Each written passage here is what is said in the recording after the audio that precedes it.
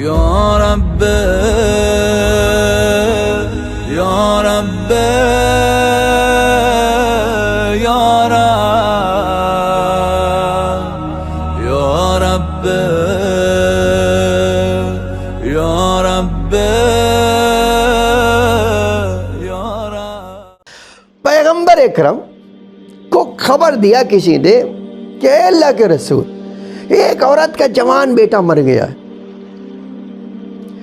اور اس کے آنسو تھمتے ہی نہیں، اس کی بےتابی، اس کا جو ہے فریاد، اس کی تکلیف جو ہے کمی نہیں ہوتی۔ جتنا ہم دلاسا دیتے، جتنا ہی تسلی دیتے، وہ اس کی بے چینی نہیں جاتی ہے۔ اللہ کے رسول نے کہا اس کو ہمارے پاس لیا، بلا کے لاؤ۔ لے کر آئے۔ اب دیکھیے ایک سامنے بہت بڑی بات ہے جو آج ہمارے سامنے بھی اسی طرح کے بالکل حالات ہیں۔ کسی کا باپ، کسی کا بیٹا، کسی کی ماں، کسی کی بہن اس تکلیف سے گزر رہی ہے اور واقعاً دیکھا نہیں جا رہا ہے۔ کسی کو تڑپتے دیکھنا، کسی کی سانسیں اکھڑتے دیکھنا آسان کام نہیں ہوتا انسان کے لیے۔ یعنی میں کہنا تو بہت آسان ہوتا ہے، لیکن اگر آپ یہ قانون خدا اپنائیں تو آپ کو صبر آ جائے، جو رسول اللہ نے کیا۔ جب اس کو لایا گیا اللہ کے رسول کے پاس تو اللہ کے رسول نے اطراف میں دیکھا، اچانک رسول اللہ کو ایک کبوتر کا گھونسلہ دکھائی دیا۔ کبوتر کا گھونسلہ دکھائی دیا۔ اللہ کے رسول نے فرمایا کہ اس بڑھیا سے کہ میں تم سے یہ پوچھنا چاہتا ہوں، اس کبوتر کو دیکھ رہی ہو؟ کہا اللہ کے رسول دیکھ رہی ہوں میں۔ کہا اس کے جو ہے ہر سال کتنے بچے جو ہے کتنے انڈے دیتی ہوگی؟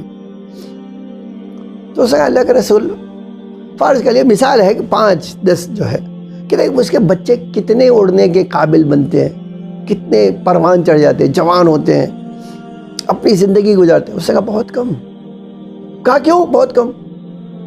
کیا اس کی پرورش میں کوئی کمی ہے؟ اس کا نہیں، وہ کھلا نہیں پاتی۔ کہا نہیں۔ کہا پھر کیا مسئلہ؟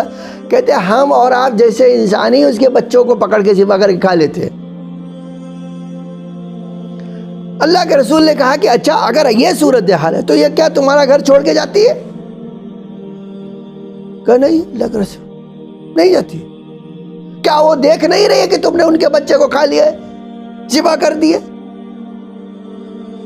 کیا اس کو غم نہیں ہوتا تمہاری طرح جو ہے؟